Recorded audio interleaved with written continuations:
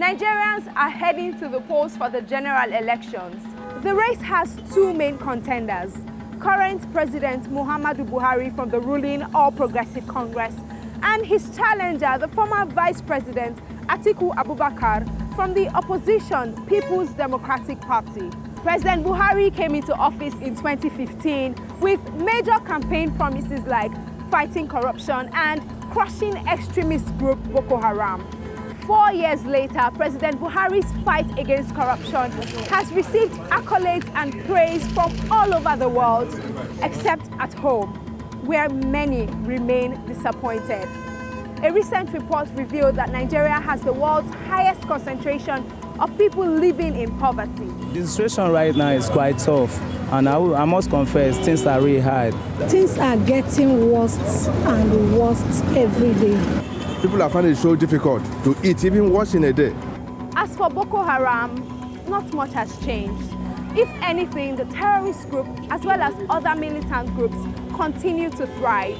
Buhari's strongest opposition, Atiku Abubakar, is promising economic prosperity. He's assuring Nigerians that if he's voted in as president, unemployment and poverty will be a thing of the past. Promises Nigerians are used to hearing. I'm tired of voting because of the empty promises. You understand? Those things they tell us they are going to do to help the nation grow, to help add infrastructure into the country, they are not doing it. What are you talking about?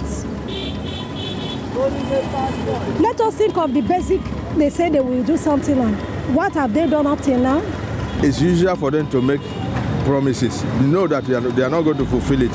So the race for Nigeria's top job appears to be a fierce battle between the two big parties.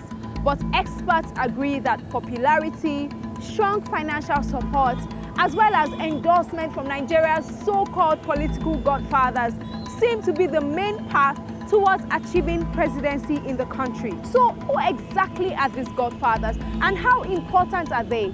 Godfathers don't usually run for office themselves, but many believe they are the ones who decide the election winners and losers.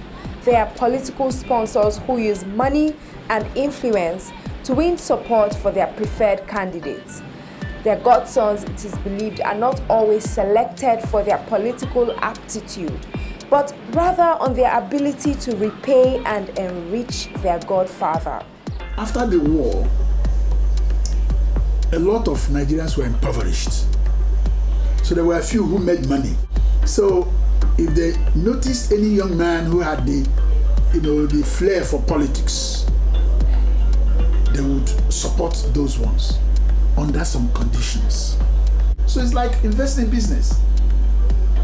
At the end of it, you expect profit. In spite of all this, there's a third crop of political hopefuls that are challenging the establishment. 71 of them. The most prominent among these hopefuls are characterized by their willingness to challenge Nigeria's two-party establishment and by their age.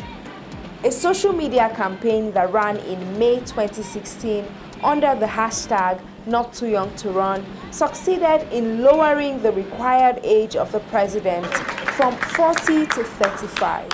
While the two main candidates, Buhari and Atiku, are both older than 70, Nigeria itself is a country where more than 60% of the population is less than 25 years old. Other campaigns have also been pushing for people to get involved in this election by signing up to vote.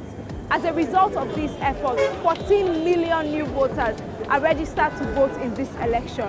Many of them will be first-time voters.